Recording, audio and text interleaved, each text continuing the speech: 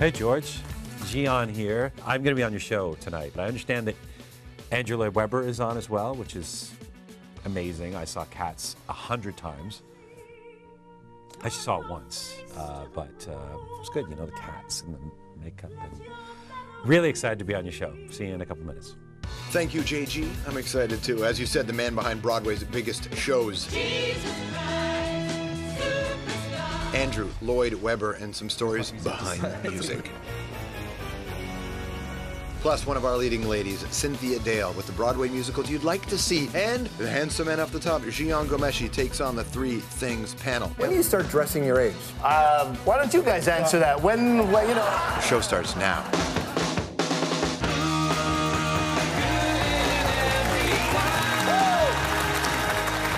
What's going on, everybody? Welcome to the program. Lovely to be with you on this fine evening. I hope you're having a great day. I'm your boyfriend, George Stroumboulopoulos. It is a musical vibe on the program today. Jian Ghomeshi joins the Three Things panel. Look, on that panel, we like to do a little bit of jokes. We like to trash talk each other. He's warned me no Moxie Fruvis jokes, but I'm not afraid of him. It'll be fun. And in the red chair today, Lord Andrew Lloyd Webber. Used to be a sir. Now he's a Lloyd. Bit of a promotion, by the way, becoming a lord. Main difference is that when you're a sir, you're just a knight, but you can be lord of so many things. You can be lord of the manor, lord of the rings, lord of the dance, lord of the flies. Maybe you like your music with some dancing in it. I know Broadway loves musicals based on hit movies. Legally Blonde, Sister Act, not exactly my type of films, but for a preview of a few musicals we might like to see, let's go to Stratford and their leading lady, Cynthia Dale. Hi, George. These are some of the movie musicals I've been working on.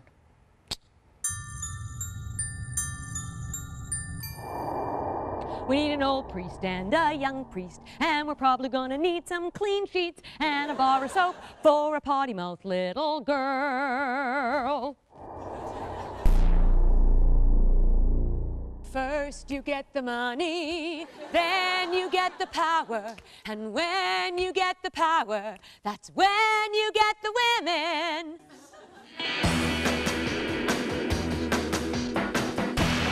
I'm a cop.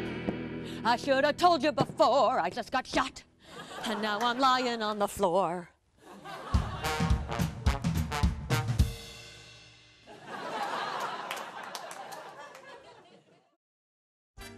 So there you have it. I'm still working on the top steps for my left foot, but I'll save you a seat for opening night.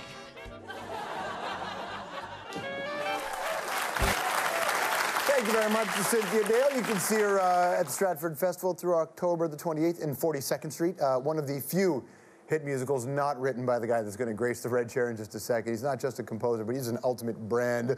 Dun, dun, dun, dun. Andrew Lloyd Webber, the Lord. Here's his bio. If you've ever stepped foot inside a theater, not a cinema, but a theater, then you've heard the music of Andrew Lloyd Webber, Evita. Don't cry for me, Argentina. Or this. Not a sound from the pavement. Oh, those crazy singing cats. Or the big one. The longest running show on Broadway, more than $5 billion in theater ticket sales worldwide, nearly twice what the movie Avatar has pulled in. Andrew Lloyd Webber is a franchise. When he started out, he was a bit of a rebel. You know, when he was just 23, him and his writing partner, Tim Rice, rocked Broadway by transforming Jesus Christ into a superstar.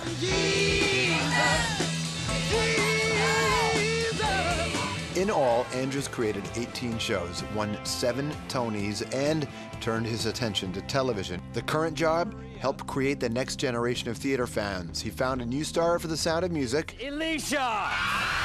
For that show, How Do You Solve a Problem Like Maria? And now he's doing it all over again with Over the Rainbow, right here on CBC. It's a search for a new Dorothy in The Wizard of Oz. You could be Dorothy.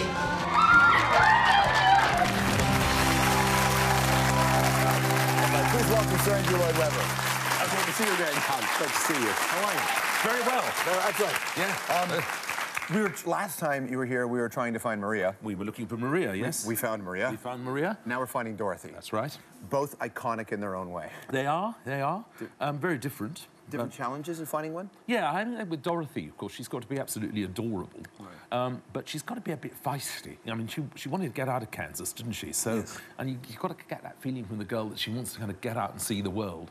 And then, of course, what happens to her is a voyage of discovery, isn't it? How much do you take into account the audience's relationship with the movie character? Well, I don't think we are looking for an imitation Judy Garland. We won't find one, even if we wanted to, because there isn't such a thing.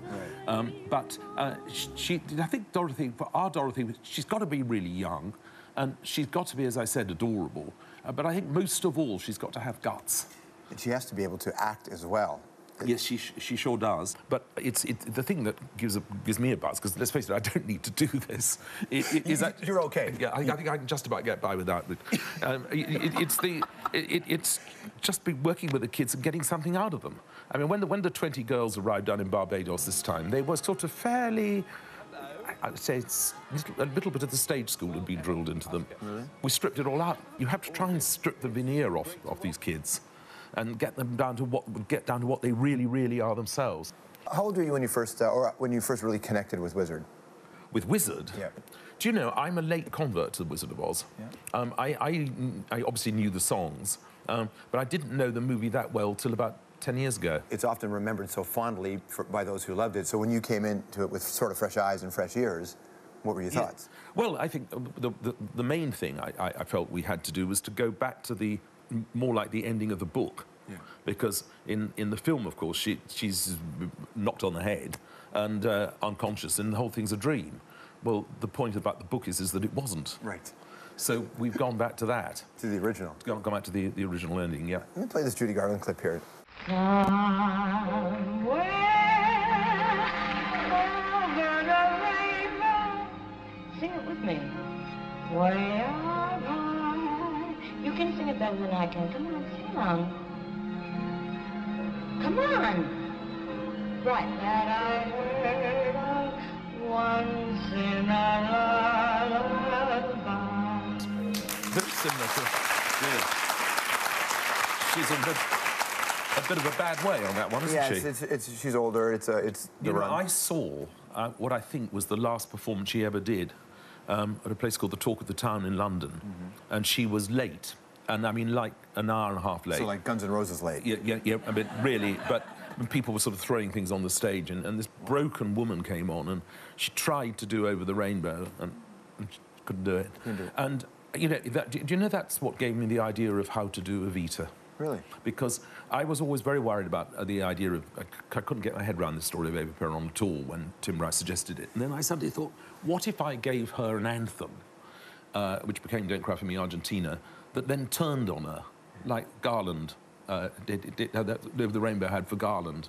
And so we did I had it then, because the final broadcast where she's dying of cancer and everything, I remember that moment with Garland, and I did exactly that she couldn't get through it and was trying. You know, and I dramatically, that's what kicked it off, just that one, remembering seeing that one thing. It's heartbreaking, isn't it? Yeah, it was awful, because, I mean, to anybody who remembers Garland at her peak, you know, I mean, just to see this coming shattered, I mean, absolutely drug-ridden woman, and just not able to, and the song literally bit her, turned round on her and tried to swallow her up.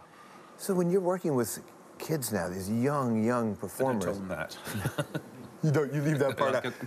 But this business can crush a young person if they do well and they're not properly coached and for various other reasons. If you don't look after yourself, right, it can absolutely tear you to pieces. Well, if you're young and you don't have people looking after you. Yeah.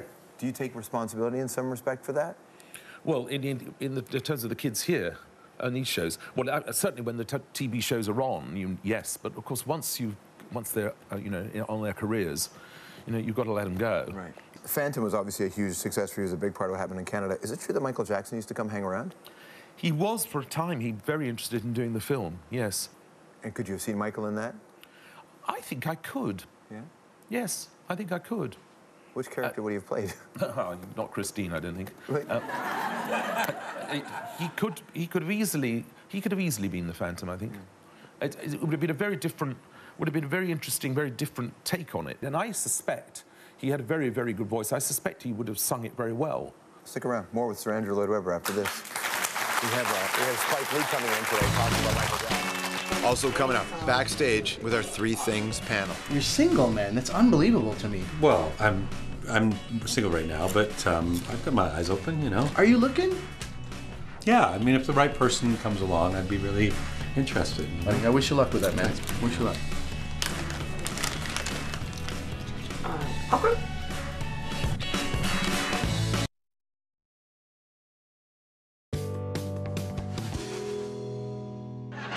Oh, gee, turn that racket off, huh? Love this clip. Racket?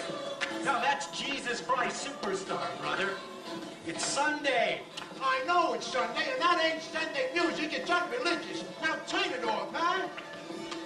You mean you actually don't dig Jesus Christ Superstar?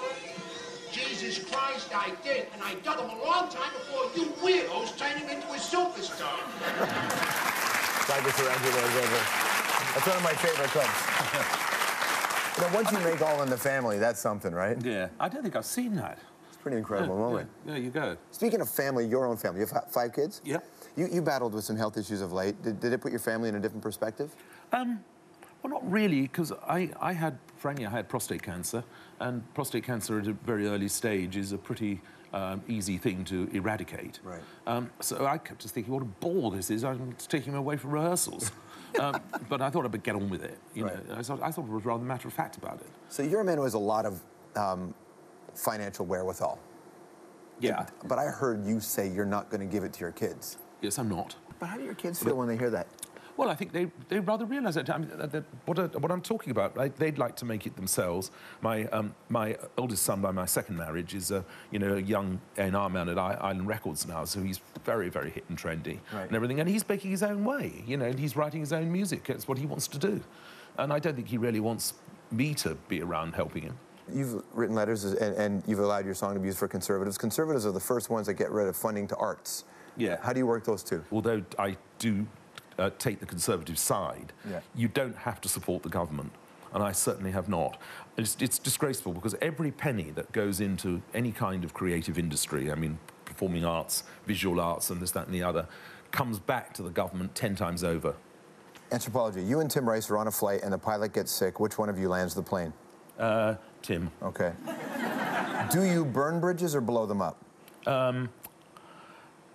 Probably blow them up. Do you ever have to go back and repair them? If I've blown one up, I don't go back.